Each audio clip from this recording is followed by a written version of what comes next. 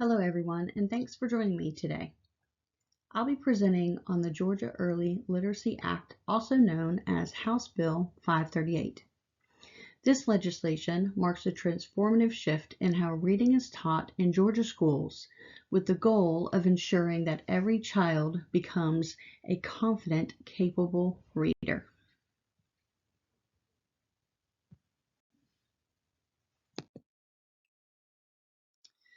What is Georgia Early Literacy Act? HB 538 was passed in 2023 by the Georgia General Assembly. Its core mission is to improve reading outcomes for students in grades K through 3 by mandating instruction aligned with the science of reading. This strongly includes a strong focus on phonics, fluency, vocabulary, and comprehension. The law bans outdated strategies like the 3 cueing system, which encourage guessing based on context. Instead, it requires universal literacy screening and places literacy coaches in low-performing schools to support instruction.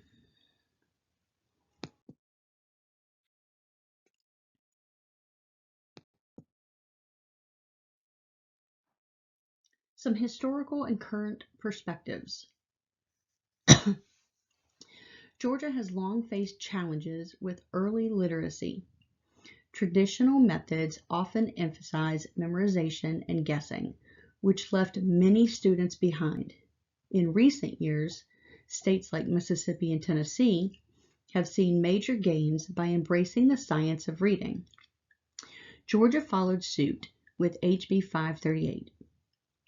While advocates praised the law's research-based approach, educators have noted challenges in retraining and adapting to new expectations. Let's talk about some of the strengths of the law. So HB 538 offers several strengths. First, it aligns instructions with decades of cognitive science on how children learn to read. Second, it emphasizes early detection through universal screening, help catch reading issues before students fall behind. Third, it provides teacher support through professional development and literacy coaches. And finally, it strengthens the family engagement by requiring schools to notify parents when students are at risk. Some of the challenges and concerns. Despite its strengths, the law presents some challenges. Implementation costs, including new materials, training, and staffing, required sustained funding across districts. Teachers are also faced with new increased workloads as they shift to new practices. Some educators worry about losing flexibility in how they tailor lessons to students.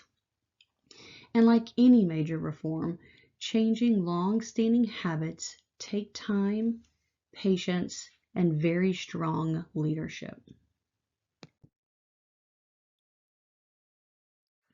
Impact on schools. For schools, HB 538 means adopting new curricula and integrating literacy coaches into daily instruction. Administrators must balance these mandates with budget constraints and professional development needs. It's a system-wide shift that requires coordination and commitment. Let's talk about some impact on the teachers. Teachers are at the heart of this reform. They're shifting towards explicit phonics instruction and structured literacy routines. While professional development is required, many educators feel empowered by having access to tools that are backed by research. Still, the transition can be very challenging, especially for those trained under older methods.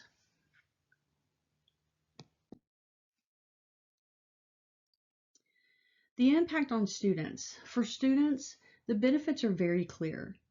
Screening helps identify struggling readers very early on. Targeted interventions like small group instruction and scaffolding writing tasks improve outcomes. And as students develop proficiency, they gain the skills to write clear, cohesive essays. And ultimately, HB 538 aims to ensure that every child reaches a reading success by third grade.